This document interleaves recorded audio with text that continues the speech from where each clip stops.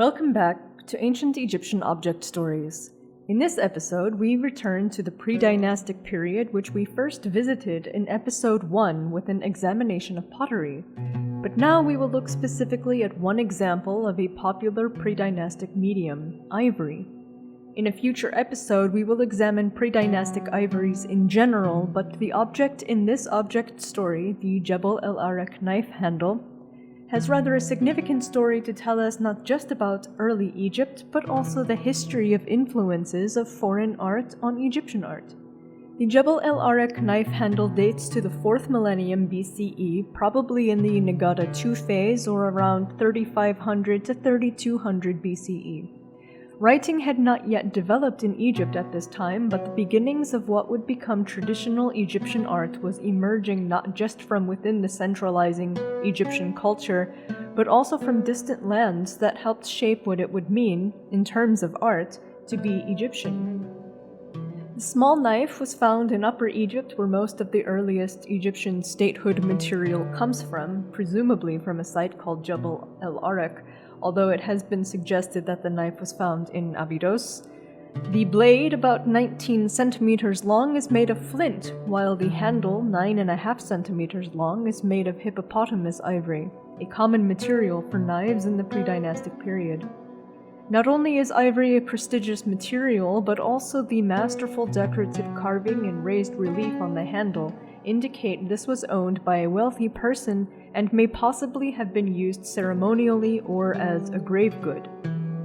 One side of the knife handle contains multiple registers that are not separated by ground lines. The scene is one of violence, with the top 2 registers showing men in hand-to-hand combat, while the bottom 3-ish registers show a naval battle on unidentifiable waters. At the very top, 2 men are restraining 2 other men. On the far left, a man threateningly brandishes a mace in a position akin to the smiting pose that will become a major motif in pharaonic art. On the far right, a man is actively trying to restrain an enemy who still appears to be holding a knife, similar to the Gebel el Arak knife itself. The second register shows men in active battle, beating each other with clubs and frozen in a stalemate. The naval battle below shows 2 fleets of ships. In the top row, the ships differ in their appearance from the bottom row of ships, and between the 2 fleets, several men are shown drowning in the water after presumably being hurled from their respective ships. The ships on the bottom are distinctly Egyptian, comparable to the boats often depicted on Nagata II period pottery. The top row of ships, however, are characteristically Mesopotamian.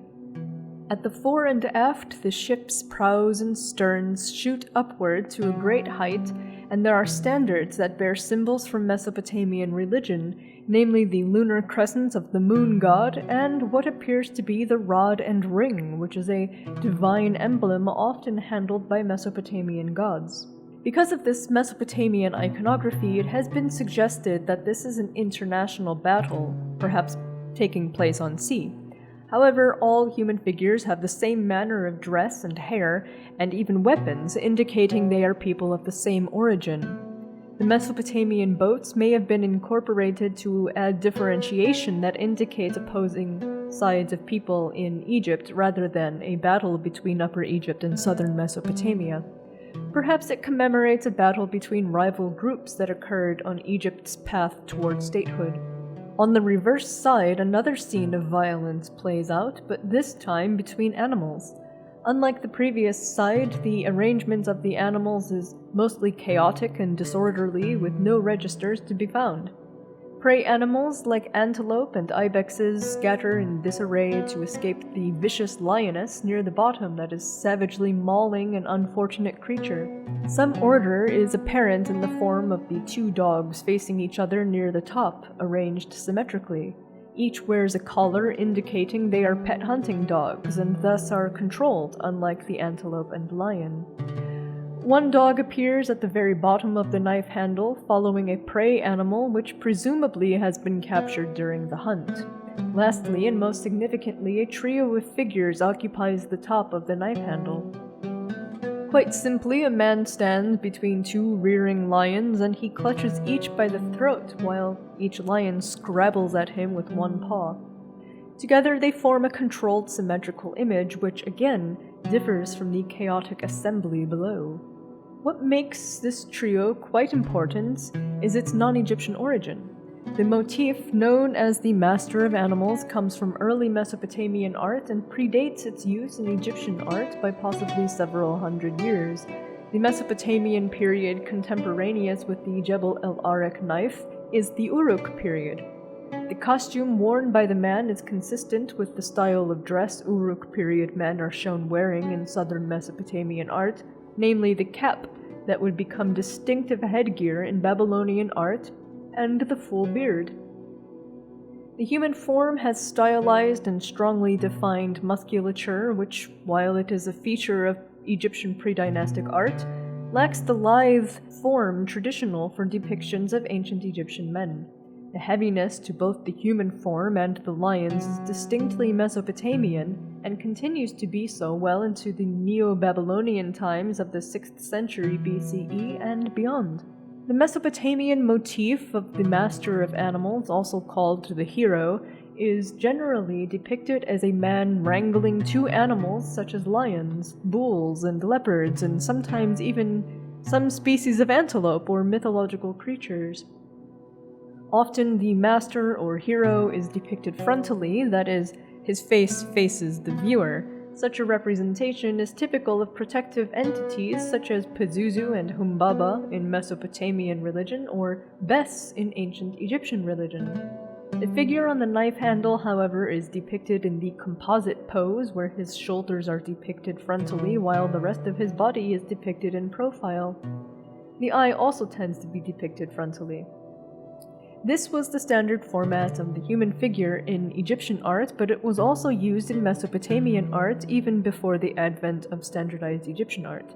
Although the composite pose for the Master of Animals is not uncommon in Mesopotamian art, as one of the harps from the royal tomb at Ur reveals, it was certainly favored in ancient Egyptian art and may perhaps be why it was selected for this knife handle, rather than the frontal representation that was more prevalent in Mesopotamian art. One interpretation of this motif is that it represents man's control over nature. If this is how the motif is meant to be read, then its place on the Gebel el Arak knife handle certainly makes sense. It may reflect the ancient Egyptian concept of order overcoming chaos, which was a running theme in Egyptian art for millennia, and was also especially a royal theme because the king was responsible for maintaining order.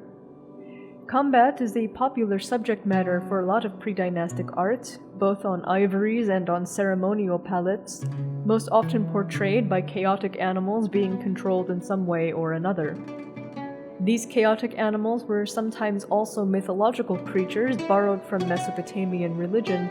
Most famously, this is exemplified by the long-necked serpopards, or serpentine leopards, that appear quite often in pre-dynastic Egyptian art and disappear quite soon after. The Master of Animals appears in another pre-dynastic Egyptian context in the well-known Tomb 100 painting from Hierakonpolis.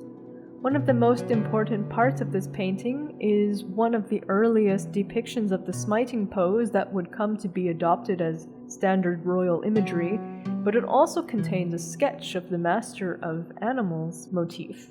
The male figure is, like all the others, rendered rather rudimentarily, but it is clear that he is wrangling two animals which are ostensibly lions, but look rather like giant rats. The animals rest their forelegs upon the torso of the man who clutches their throats. Overall, the painting is a haphazard array of figures without any particular narrative to be discerned, but the Mesopotamian influence is made clear in the Master of Animals scene.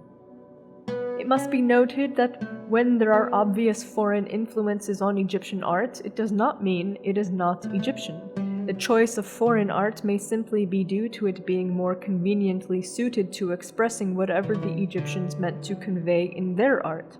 Certainly, reusing or imitating motifs from elsewhere and integrating them into their own developing art was simpler than reinventing the proverbial wheel.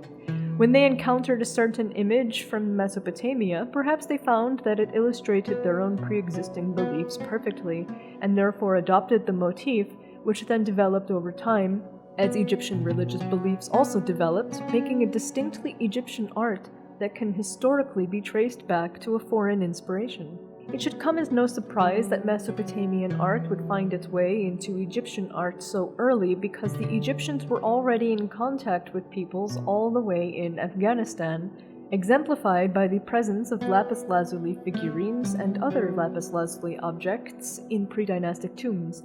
Lapis lazuli only comes from a specific region in Afghanistan, serving as concrete evidence for Egypt's very early international activities.